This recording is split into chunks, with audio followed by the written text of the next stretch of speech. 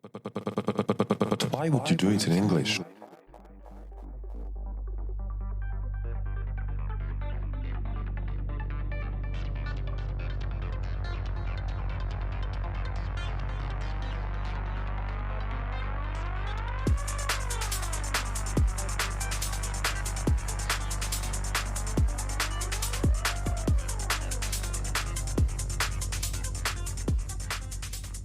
Juhász, Zoli, welcome. Welcome. It's nice to be here. It's a lovely, lovely studio. Where I wanted to begin with you is how there is your band, Ancient Spaceships, where you work exclusively in English. That's right. And then there is your solo project. Your first big release was Samu. And You've talked about this tension between the languages in English and Hungarian. So I wanted to ask you about this in the sense that, for example, when you start writing in one language, does that mean that you are stuck in that language and you can't go back to the other one? And how does that tension come up in general in the process? Well, it's a big cross to bear, I think, for everyone who's not a native speaker and who's trying to do art that revolves around language. It's always going to be this sort of continual toil that you have to carry with you. It's hard because language is such a fundamental piece of communication, and your mother tongue is always going to have some sort of primary nature as opposed to everything else. Even if you're a good speaker of another language, your mother tongue's always going to grip you more than anything else. And I think as a Hungarian in Hungary, singing in English to Hungarians is a bit odd. If you just sort of look at it analytically, it's why would you do that? Why would you try to... Listen, is the number one question, even to myself, starting this project. Why would two or multiple Hungarians sit down and talk in English? So Right. Well, I think possibly the best answer is because why not? That's the easiest one. Yeah, that's a valid answer, I think. But also what comes with it, I think, which is true for just this simple conversation.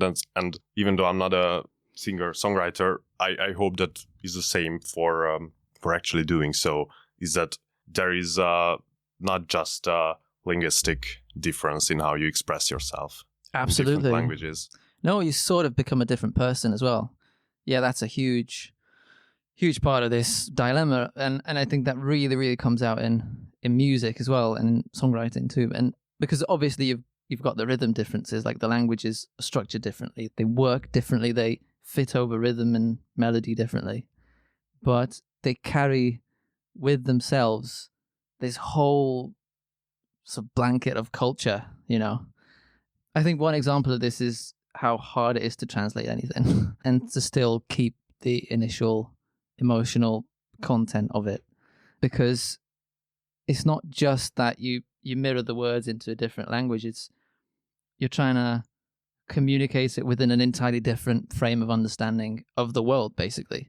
And I think possibly even within this conversation, if we switch back to Hungarian at the end, I think both of us will slightly sound like a different person because of what ideas are more available in one language than in the other one. Like certain things are easier to say in a certain way in English than it is in Hungarian, and you're more likely to sort of be led down that way by the language itself, and the choices you make will be different, and that will obviously have to lead back to your thought process as well. Like the language itself will shape the way that you think, and the way that I even sit in this chair probably will be different.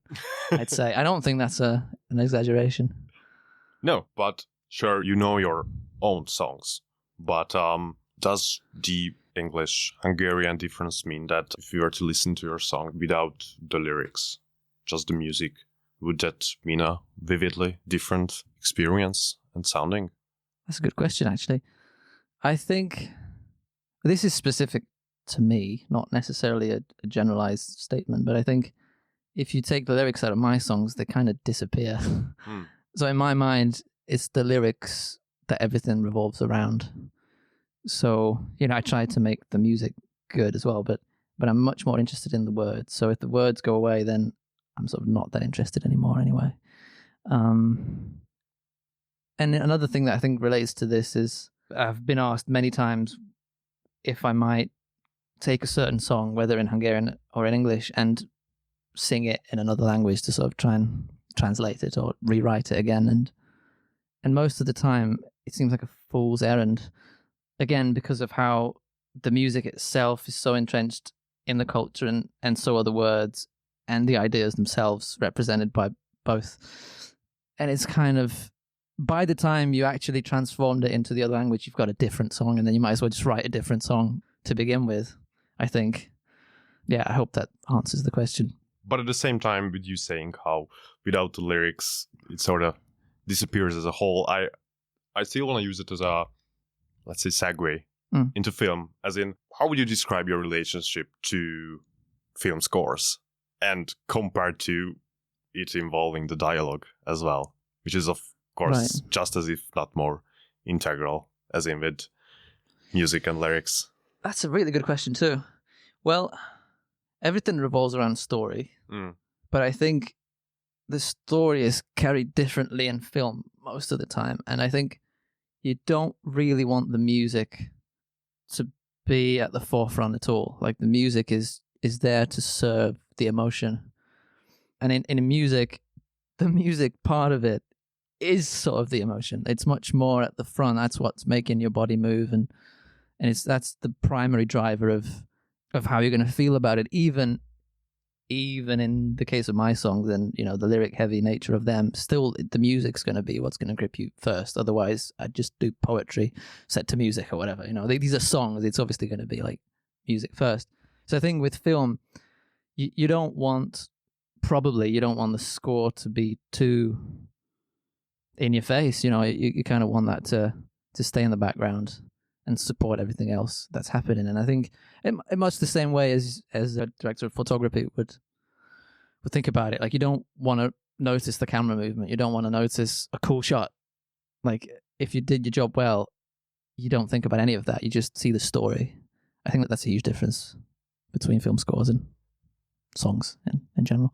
And do you or can you use film as inspiration, whether that be directly or indirectly, for music? I think so, yeah. Any emotion can really serve as an inspiration. And I think in general, where inspiration comes from is pretty bloody diverse. I think almost different for every song. Like, many people will ask songwriters, like, what's your process? How do you work? And it's always difficult to answer, because it's always different. Because what generalizes is that there's an initial spark, and then you try and trace your way back through the breadcrumbs and try and pretend the whole thing already exists and sort of work your way toward there as if it already existed.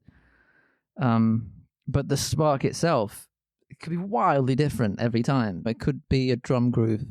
It could be a scene in a film. It could be a word you saw on a billboard. It could be some weird memory that sprung up because of a scent somewhere. It could be all sorts of things. And I think it just as well can Someone be walking past you, like you telling the story about a little girl. Oh, yeah. Exactly, yeah. It could be all sorts of things, and certainly it can be film. Especially because films are so potent. There's so much sensory load. Everything's working toward you developing some sort of a feeling inside you as you're watching it that can be very, very powerful if done well. Yeah, because then music is so reliant and heavy on the audio-visual part of it. Yeah. When it comes to, say, music videos, how do you relate to those? Oh, that's a cool... Are you someone who likes to play parts in those, or... I do, yeah. I think that's a very cool aspect of all this. Well, a similar thing sort of comes up. Sometimes you'll have a song that's very introspective and deep and sort of rich in lyrical imagery, and you may not want to have a very interesting visual to go with it because you don't want the viewer to be distracted by the visuals. But it could go the other way around as well. You might have like a pop song that's got a very catchy melody and a strong hook, and it really makes you move, but isn't necessarily full of ideas. And then a music video might be able to give it context that will make the whole thing much richer, and it sort of brings whatever is in the song more sharply into focus. So it really depends on the song and what you want to do with it. And I like both. I think I've tended to go more toward the deeper lyrical aspect and sort of simpler videos before. And I'm kind of interested in going the other way of like allowing the ideas to not necessarily live in the words, but to live everywhere else and sort of let the whole thing come together and sort of trust that whole mess to turn into something. But say you have 10 songs on an EP or album or however many. Yeah. How do you decide which one should get a music video? Toss a coin, man. Sometimes a song has a particular emotional meaning to you as a writer. Like there's a particular attachment, and that might mean I want to have a video to that, or it might mean I definitely don't want to have a video to that. You know, it could be either one. So that could be a reason to have a video. Like I've got something to say with this song that actually requires the visual, or it would benefit from that. And then there's the other side where, you know, the record label thinks this song's going to do well, and you might want to try and support it with a video. Or it could be, you know, there's an overarching narrative arc that we're trying to build with songs and videos, and you know, perhaps we've already got like 2 videos out that are setting up a story, and this particular song on this album is actually sort of a good next scene in that film, and then you might want to sort of get a video going for that one. So again, there's no rules really. People pretend that there are, and there aren't really. There's suggestions. It is decided on the day-to-day basis. Pretty much, yeah. And I think in some ways you're better off doing that as well, because if you're very heavily reliant on like a system, like a preconceived system, then it's very easy to be blinded to sort of newness and opportunity. So it's scarier to fly by the seat of your pants, as it were, but it gives better results, I think. But with storytelling and feelings in general in mind, and this is why I want to bring into the conversation something we briefly touched on prior to hitting record, which was you spending some time in England back in your childhood. And with that comes, of course, beautiful accent and pronunciation and great vocabulary, but also there are so many things we voluntarily or involuntarily learn. And then you start writing, singing, creating and making music in general in English, then turn to Hungarian. Do you feel or see the differences thanks to the huge cultural differences in maybe even how we express ourselves, in how one might move between these? Well, the biggest difference is that, again, singing to Hungarians in Hungarian just works a lot better. You can really feel that when you play live. Like the Hungarian songs translate. Wow. They come across much better than the English ones do. So that's, I think, the biggest difference. The writing side of it, I've always been sort of writing in both languages, so that hasn't been that much of a shift. I still mainly write in English anyway. Yeah, on the writing front, it's some songs just want to appear as a Hungarian song, and some songs decide to become English songs. It's not really a conscious choice, I think. As in, like, most of writing isn't particularly conscious. Usually, in the case of good songs, it's kind of just a mess that somehow happens and you don't know how, and you can never replicate it. Like, every time you write a good song, once it's finished, you're starting from zero again. Like, you don't know any better how to write, really. There's certain tricks that you can learn and use, but you always sort of start from zero in a sense, because it's a mysterious, weird. But when English comes more natural, does that mean that Hungarian feels more like work? I think sometimes, or maybe in every case, one language just suits that particular song and emotion better than the other one, and then that's what it's going to appear in. That sounds like a better scenario.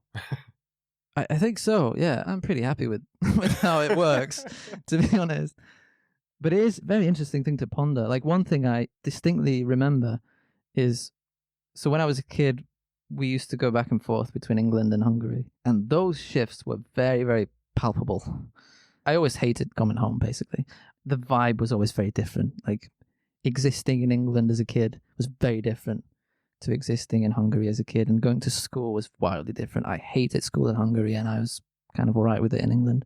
If you spend an extended amount of time somewhere, then again, the way that your mind works shifts a little bit, especially like if you're primarily talking in English, sooner or later you're going to start thinking in English. Oh, yeah.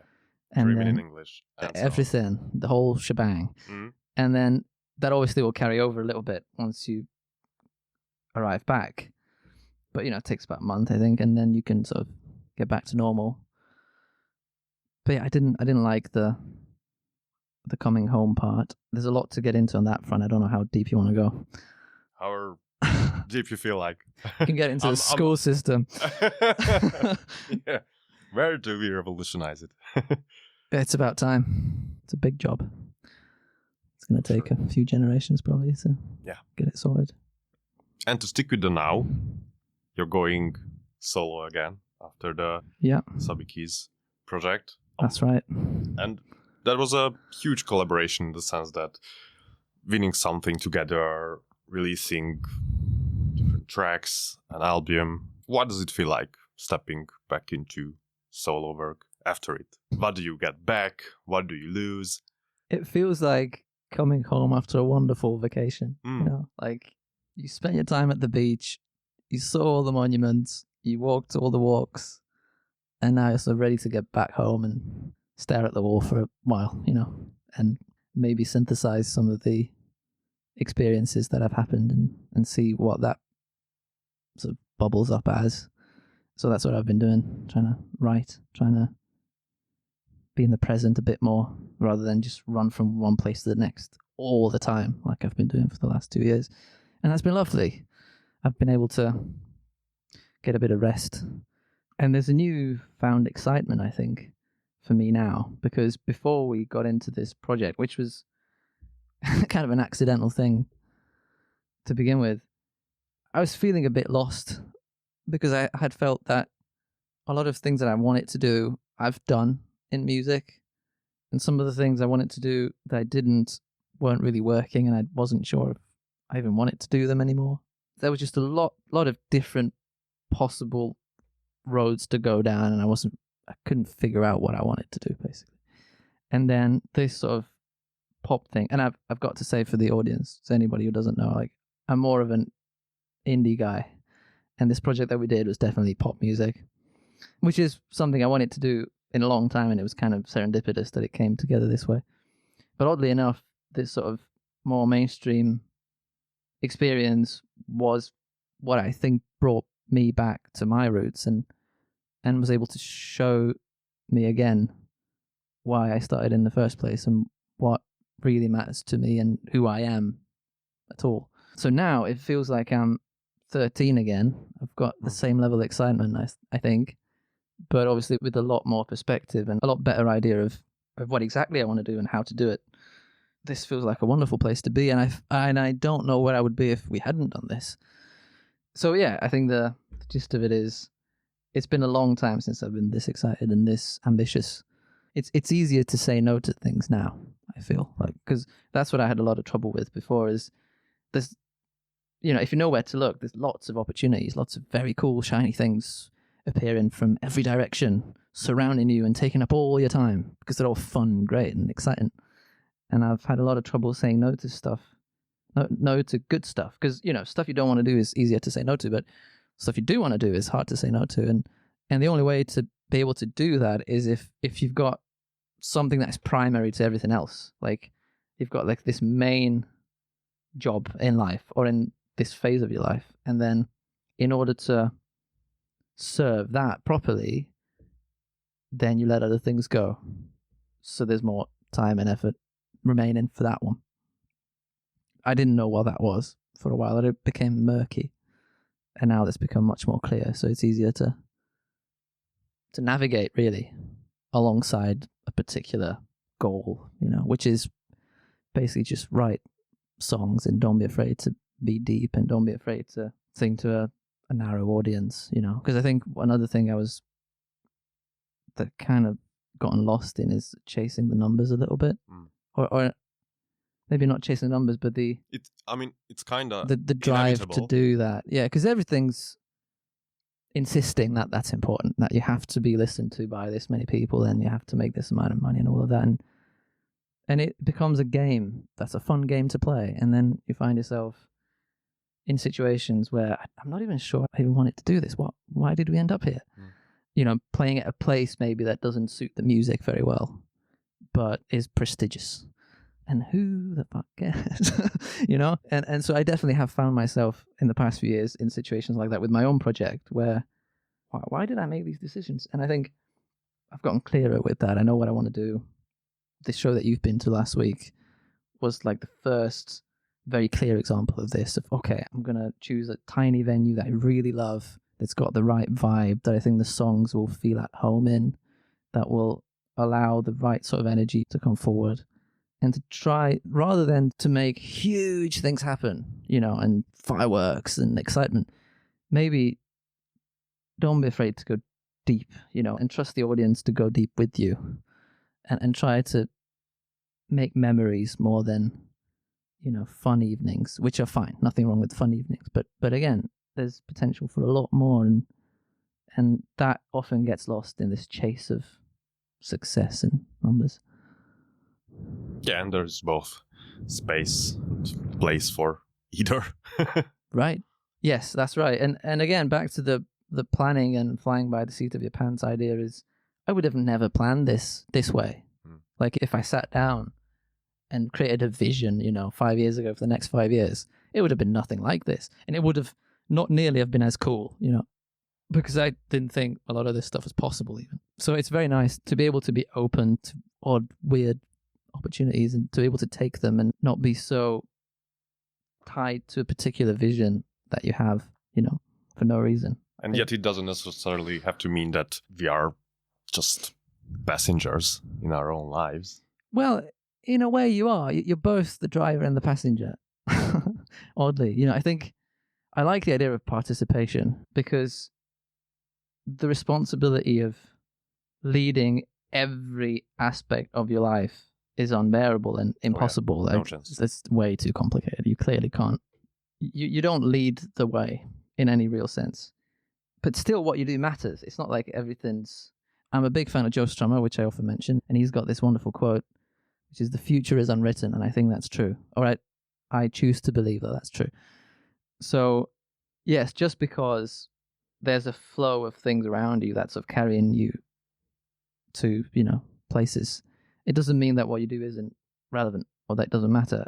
It really does matter, but you're cooperating with whatever this flow is, and you can call that fate, you can call that God, you can call that any number of things, doesn't really matter, but there's, yeah, just the flow of events around you, the way the world is sort of moving, much like time is moving. Now we've gotten philosophical, but that's why we're here, I suppose.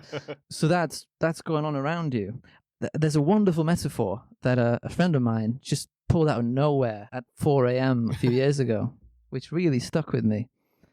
He was very high, and we were talking about horoscopes or something, and one thing led to the other, and at one point we were talking about just how we relate to life itself, basically similar kind of conversation that we're having now. And he said he likes to think of his life and himself as like a fish in like a huge school of fish, you know? So loads of fish in the ocean swimming alongside a current or something. And you're a fish in that big school, and you can't be a single fish, because if you're a single fish, you get eaten immediately. You have to, in order to do anything at all, in order to exist, you have to be a part of this school of fish, which you could think of that as society. It could be a metaphor for that. But then that suggests that you're almost kind of like a slave or an android in that school of fish, an unimportant element. Like the school will decide where it goes and you just go along with it. And that's how I took it at first. And I thought, I almost found this idea offensive. Like, I don't want to be like a fish with no brain, you know, just swimming wherever. But then he kept going, and it became very interesting because he said, well, but within that school of fish, or within that stream or flow or whatever you want to call it, you can make small choices, because you can decide, okay, I want to swim more toward this edge of the thing, you know, because that, for some reason, that feels like a good thing to do. And I can make that choice within my limited little space here. I can decide to go slightly this way. And if I don't like that, I can go the other way within that frame, right? And those little aggregate decisions that everybody makes is what the decisions of the whole system will be. Like, we make up the big moves by making these small decisions in our lives. So in some sense, you're tied to the big thing and you're going wherever it goes. But you can make a difference. You can have a say in where it goes. And it's also a metaphor for democracy. Like, does your vote matter? In a sense, no, because there's lots of people and you're just one of them. But in a sense, it really fucking does. And we just saw that happen actually as well. Exactly. It's a wonderful thing. So I forget where we started and when I wanted to circle back, but that's a lovely idea anyway. Yeah, no notes. We can wrap it up. Cheers, man. But there is no better way or part for this conversation to turn to Hungarian. Okay. I'm sad now. I don't want to, but yeah, let's go. How do you're coming home. Oh God, again. How do you navigate the switch? Do you just, switch? Exactly. Okay. That would be I'm ready. A little re-intro, but that's it. I see. Okay. Well, do your thing. Hát ennél mélyebbre nem tudunk menni, mint ahol az előbb jártunk, de mégis egy számodra minden bizonnyal nagyon fontos dolgot hoznék be a beszélgetésbe, a gitárt. Jó. Aminél javíts ki, ha teljesen máshogy éled meg, de hogy csak én felismertem egy ilyen helyzetet, hogyha szólóban vagy, akkor tulajdonképpen olyan, mint hogyha eszköz mellékszereplő lenne, míg hogyha kísérőként, közreműködőként vagy, akkor sokkal inkább van egy ilyen center stage érzete, mint hogyha te kis buborékodon belül sokkal nagyobb főszerepet kapna, vagy nem tudom, hogy fogalmazzak meg, úgyhogy gondoltam, erre rákérdezek, hogy mennyire lehet ez igaz, mennyire érzékelsz ilyet, vagy hogy igen, úgy általánosságban hogyan éled meg a gitár és magad közti kapcsolatot, viszonyt. Ennél intimebben már nem tudom megfogalmazni, hogy hogyan viszonyulsz a gitárodhoz. Randizunk időnként. Hát ahogy látod, körülbelül úgy. Na, ez most lehet, hogy hosszú lesz, de talán érdekes lesz. Ezért vagyunk itt. Nekem a gitár az egyik ilyen biztos pont. Az életemben is, meg ugye a zenében általában. Nagyon sok aspektusa van annak, amit csinálunk, és főleg most így a mai világban, ahol mindenki ilyen egyszemélyes hős, gyakorlatilag, hogy saját menedzsered vagy, és a social media menedzsered, és az operatőröd, és a mit tudom én, és vannak dolgok, amik egyszerűbben mennek, és vannak dolgok, amik nehezebben, valamihez van affinitásod, valamihez kevésbé van, ezeket így felfedezed. Na, és nekem a gitár az egyik olyan dolog, ami mindig is ment. És ez mindig egy ilyen biztos bázis volt. Tudtam, hogy arra tudok építeni, bármilyen helyzetben vagyok, az nem fog cserben hagyni. De ezáltal meg nekem kialakult ez egy ilyen fura kapcsolatom, hogy majdnem, hogy az, ami túl egyszerű, az ilyen felszínesnek is érződik, vagy ezt így nehezen választom el néha, és például a saját zenémben ezért vagyok nagy bajban a gitárszólókkal, mert a gitárszóló az tud lenni egy borzasztóan öncélú és szörnyű dolog, holott amikor benne vagy, az nagyon király, de hogy nagyon rossz gitárszólót hallottam életemben, és tudom, hogy nagyon sokszor abszolút nincs rá szükség, és az egész egy ilyen narcisztikus mutatvány gyakorlatilag. Szóval ez egy része, a másik része meg, hogy mivel nagyon szövegcentrikus a zeném, meg engem egyszerűen az érdekel a legjobban alapvetően, ezért kvázi minden azért van jelen, hogy a szöveget támogassa. És a gitár is általában inkább ezt a funkciót tölti be, hogy inkább a háttérbe szorul, mint a filmscore a filmben, ahogy erről beszéltünk, hogy a saját zenémben a gitár nem annyira nagyon hangsúlyos, mert a szöveg a hangsúlyos alapvetően, és a gitárnak az a feladata, hogy a szöveg valamilyenné váljon azáltal, hogy ott van mögötte a gitár. És mondjuk, amikor MS-ével játszom, Indigóval, akkor az nekem azért nagyon nagy fan, mert ott viszont ez az egész nincsen, hanem én ott azért vagyok ott, hogy én legyek a gitár, és ott ez így valahogy az idegrendszeremnek is elfogadható, hogy oké, akkor ott szabad gitározni így többet, vagy hogy mondjam, látványosabban, vagy nem tudom. És ráadásul azok olyan dalok is, ahol tökre van is értelme. Szóval sokszor találom magam olyan szituban, sessionökön, hogy valakik nagyon izgatottak, hogy én játszok valamit a dalukra, de hogy nagyon sokszor a dalnak nem kell az a gitár, és annyiszor voltam ilyen helyzetben, hogy így próbálok találni valami rést a pajzson a zenében, hogy így van-e valahol egy olyan űr, amit reálisan ki tud tölteni a gitár, és sokszor nincsenek, a dalnak nem kell egyszerűen, és MS-ének a dalai meg olyanok, hogy ilyen hatalmas játszóterek vannak azokban a dologban. És nekem tök nagy élmény most. Emiatt, meg amúgy is nagy élmény vele játszani, de hogy emiatt kifejezetten, hogy itt kicsit ki tudom élni az ilyen gitáros ösztöneimet, úgy egy olyan környezetben, ahol úgy érzem, hogy úgy helye is van. Valamennyiben itt a magyar blogban is ki akartam térni a kétnyelvűség, kettős nyelvhasználatra, mert hogy tényleg ebben a átállásban van egy mélyebb kérdés is abból a szempontból, hogy azért van különbség aközött, hogy a magyar nyelvű írást és éneklést, fellépést magyar közönség előtt azt úgy fogod-e fel, mint a siker, vagy a megélhetés áraként, vagy pedig tényleg mint egy ajándék, vagy másik módja annak, hogy kifejezd magad. Úgyhogy hogy állsz, hol tartasz ezen a téren, és tényleg mennyi idő kellhetett így, nem tudom, így ehhez a döntés meghozatalához, meg így a, nem tudom, elfogadás részéhez. Hogy... Nem nagyon volt döntés, az igazság. Nem. Ez soha nem volt eldöntve, hogy a magyarul fog zenélni, ez csak így alakult. Én meg mentem vele, mint a hal a halrajban.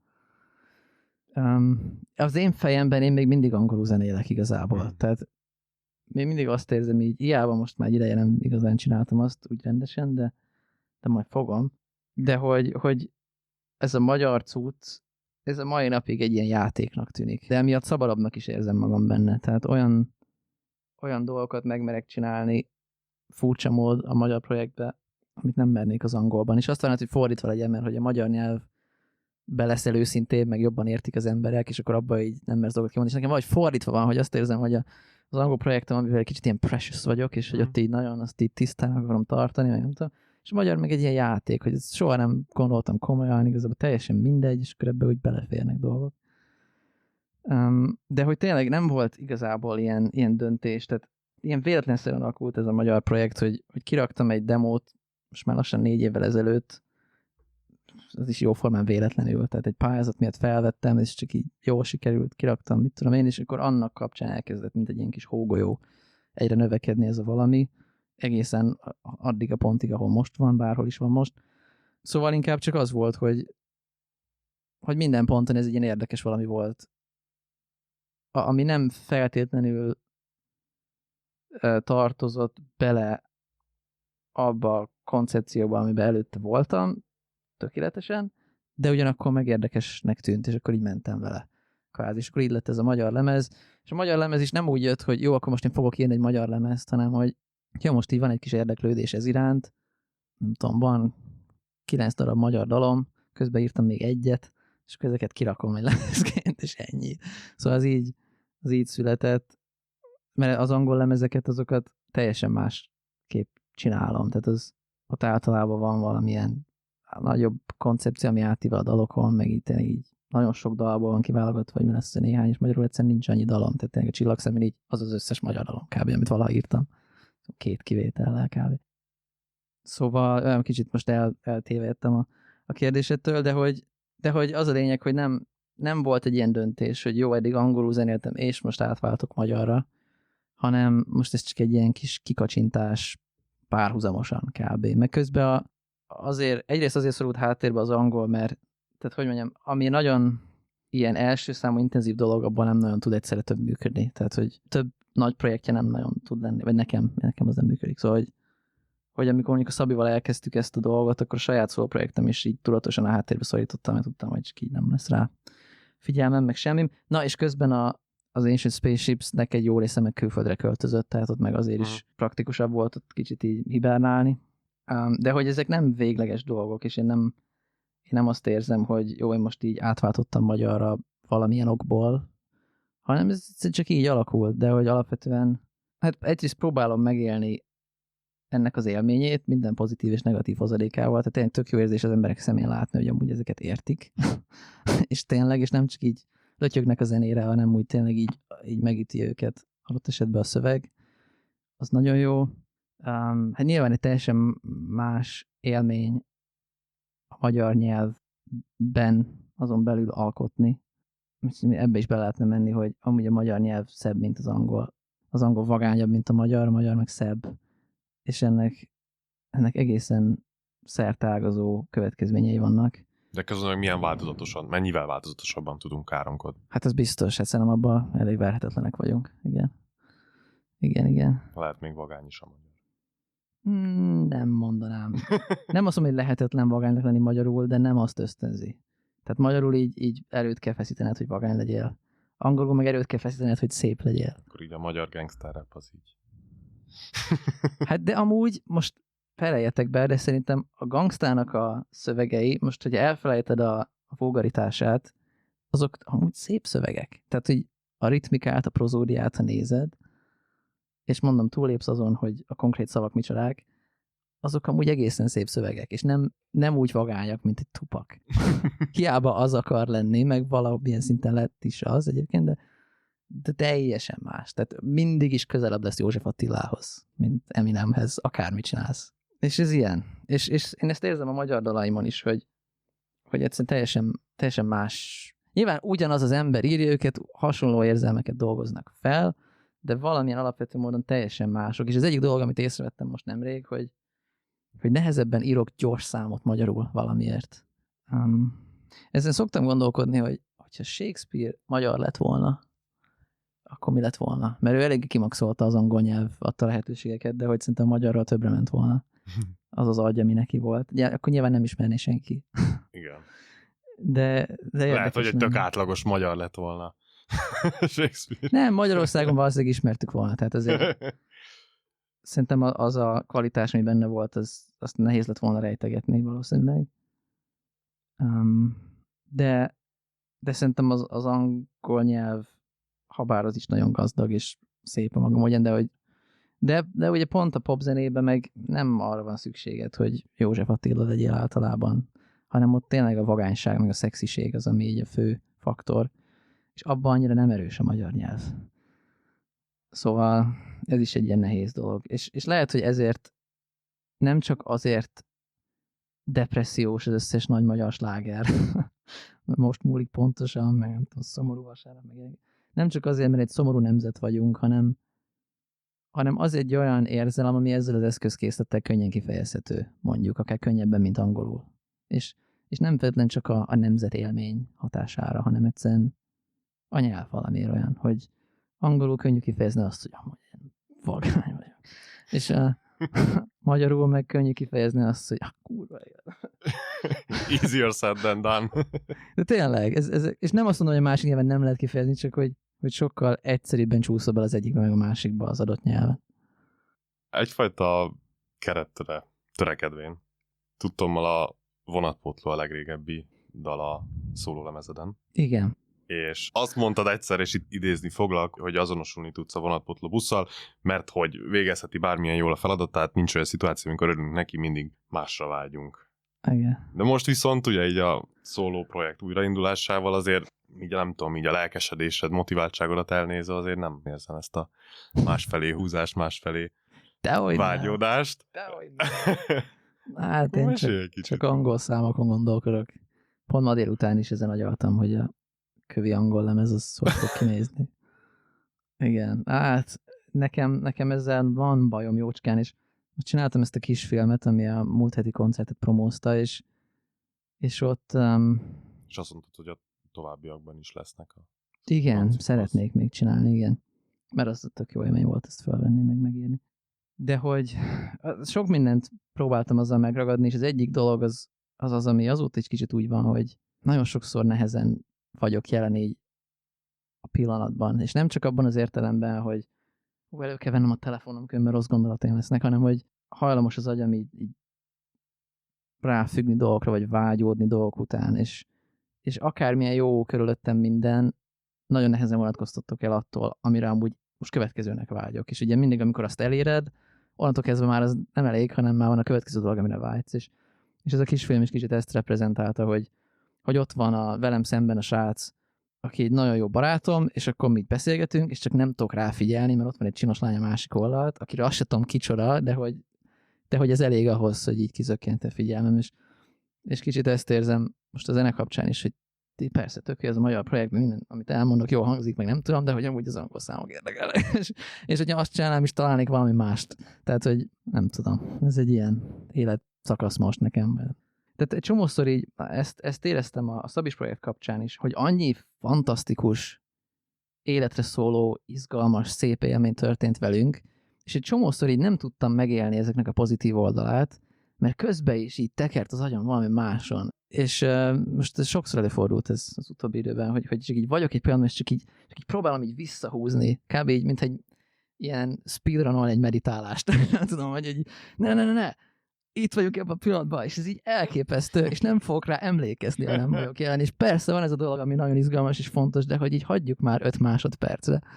Szóval igen, ez kicsit nehéz. Én ezzel küzdök, nem tudom mi erre a magyarázat, de mondom, lehet, hogy ez egy ilyen fázis, ami majd alakul, és most ez van, és ezzel is amúgy tudok menni, tehát most már így kb. Látom, hogy ez micsoda, meg milyen működésekbe csúszok bele, amiben nem mindig akarok belecsúszni, és akkor ezt tudom kb. Navigálni valós időben. Tehát nem tudom megakadályozni, de hogy ahogy történik, azt tudom. Te így szállsz le a biciklire. Aha, ja, igen. Szép. Zoli, egy élmény volt. Köszönöm szépen a beszélgetést. Köszönöm, én is, tök jó volt.